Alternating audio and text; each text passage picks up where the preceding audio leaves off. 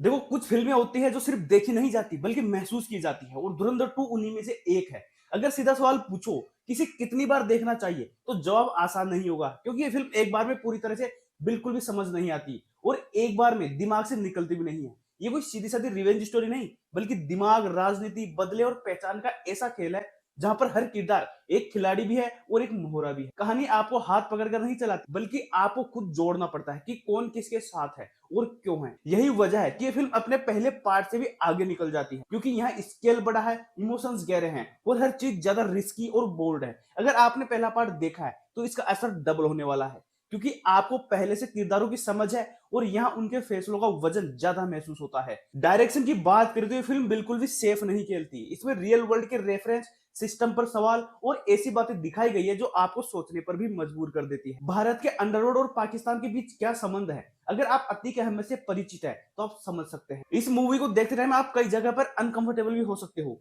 लेकिन यही इसकी असली ताकत है। स्टोरी टेलिंग पूरी तरह से शतरंज के खेल की तरह है, जहां हर सीन एक हिडन मतलब है और हर ट्विस्ट पहले से प्लान किया हुआ लगता है। आपको बार बार लगेगा कि अब कहानी समझ आ गई, लेकिन अगले ही पल फिल्म आपको गलत साबित कर देती है। ये एक्शन फिल्म जरूर है, लेकिन इसे सिर्फ एक्शन कहना इसकी बेइज्जती होगी, क्योंकि यहाँ दिमाग का खेल ज्यादा है। हाँ, ये फिल्म फैमिली के साथ कैजुअली देखने वाली नहीं है, क्योंकि इसमें वायलेंस, डिस्टर्बिंग सीन्स और रॉ लैंग्वेज काफी ज्यादा है। कुछ सीन्स ऐसे हैं जो देखने के बाद लंबे समय तक दिमाग में रहते हैं, लेकिन वो सिर्फ शौक देने के लिए नहीं, बल्कि कहानी का हिस्सा है। अब सबसे बड़ा सवाल जो आप सबके दिमाग में भी आता है कि 4 घंटे की फिल्म बोर तो नहीं करेगी? जवाब है नहीं, क्योंकि फिल्म हर थोड़ी देर में कुछ ऐसा दे देती है जो आपको स्क्रीन से बांधे रखती है, और इंटरवल का जो मोमेंट है वो आपको पूरी तरह से हिला देगा। और सेकंड हाफ में ट्विस्ट की ऐसी बारिश होती है कि आप खुद को कहानी में खोने देते हो। म्यूजिक भी इस बार अलग तरह का है, कोई टिपिकल गाने नहीं है, बल्कि बैकग्राउंड में धीरे धीरे कहानी को और भारी बना देते हैं। थिएटर से निकलने के बाद आपको समझ आता है कि म्यूजिक ने आपको कितना गहराई से इंपैक्ट किया है। परफॉर्मेंस की बात करें तो रणवीर सिंह इस फिल्म की जान है। वो एक्टिंग नहीं करते, वो पूरी तरह से उसमें बदल चुके हैं। पहले हाफ में एक अलग इंसान और दूसरे हाफ में बिल्कुल अलग रूप देखने को मिलता है। उनके अंदर जो गुस्सा, दर्द और पागलपन स्क्रीन के बाहर भी महसूस होता है।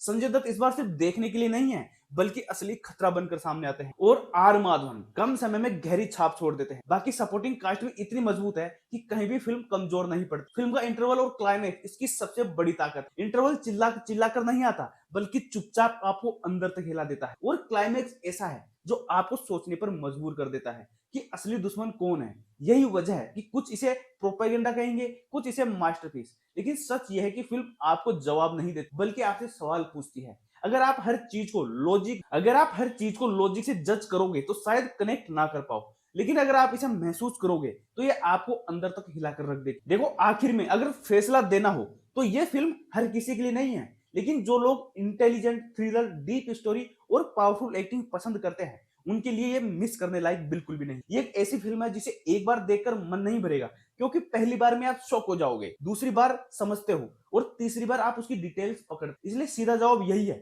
धुरंधर 2 एक बार देखने वाली फिल्म नहीं, बल्कि बार बार देखने वाला एक्सपीरियंस, जो खत्म होने के बाद भी आपके दिमाग में चलती रहती। और धुरंधर 1 में जो बड़े साहब का जो सस्पेंस छोड़ा गया था कि आखिर वो कौन है, उसका रोल कौन कर रहा है, तो भाई वो तो मैं भी नहीं बताने वाला, क्योंकि मैं आपका मजा खराब नहीं करने वाला। लेकिन भाई ये रोल जिसने भी किया है, आपके लिए कंप्लीटली आउट ऑफ सिलेबस। और इसके अंदर अतीक अहमद, नरेंद्र मोदी और भी कई ऐसे चेहरे हैं जो सीधा सीधा आपको मतलब बिल्कुल सरप्राइज करके रख देंगे। तो पहले से प्रिपेयर होके जाना, और अब ज्यादा रिव्यूज मत देखना। और आप जैसे मल्टीपल रिव्यूज देखोगे तो आपको फिर स्टोरी थोड़ी कनेक्ट करने लगती है, और आप फिर चीजें समझने लगते हो कि कौन कौन है, क्या क्या हो रहा है। तो आप सीधा मूवी देखो, उसके बाद रिव्यूज देखो। चलो मिलते हैं नई वीडियो में, बाय।